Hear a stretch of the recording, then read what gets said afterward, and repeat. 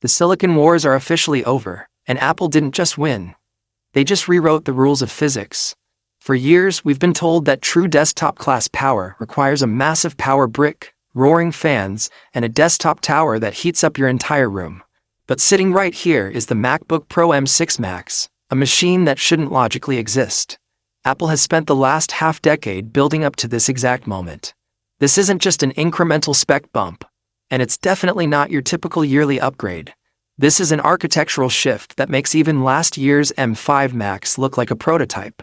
If you are a video editor working in 8K, a machine learning engineer training local models, or someone who simply demands absolute peak performance without compromise, you need to understand exactly what Apple has done here.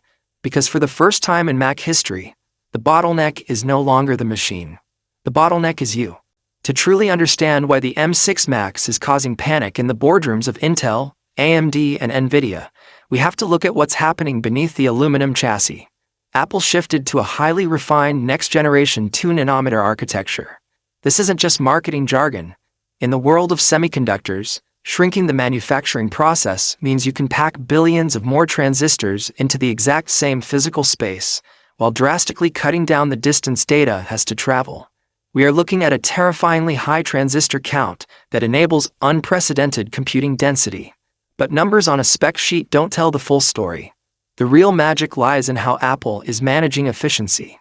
The M6 Max introduces a completely redesigned ultra-high bandwidth memory architecture. We are talking about memory bandwidth speeds that rival dedicated high-end server farms, all running silently on a laptop that fits into a standard backpack. Think about what this actually means for real-world workflows.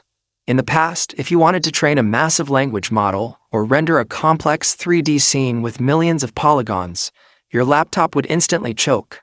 The memory would bottleneck, the system would swap data to the SSD, and your rendering times would stretch into hours, if not days. The M6 Max eliminates this friction entirely. Because the unified memory architecture is baked directly onto the chip package alongside the CPU and GPU cores, the latency is practically zero. The graphics processing unit doesn't have to wait for the processor to hand over data across a slow system bus. They share the exact same pool of ultra-fast memory dynamically. This means you can allocate almost the entire system memory strictly to graphics-heavy tasks. Try doing that on a Windows laptop where your dedicated graphics card is strictly capped at 16 or 24 gigabytes of VRAM. Apple has effectively democratized high-end data science and Hollywood-level VFX rendering, putting studio-grade infrastructure into a portable form factor. But sheer horsepower is useless if a laptop throttles under sustained workloads. We've all been there. You start a heavy export, the laptop feels like a hot frying pan, the fans sound like a jet engine taking off, and suddenly your performance drops by 30% to save the chip from melting itself. This is where Apple's engineering prowess truly shines. The efficiency of the 2-nanometer node means the M6 Max generates a fraction of the heat of its competitors. The internal thermal management system has been completely overhauled with high-capacity vapor chambers and custom-designed asymmetric fans that move more air at lower revolutions per minute. During casual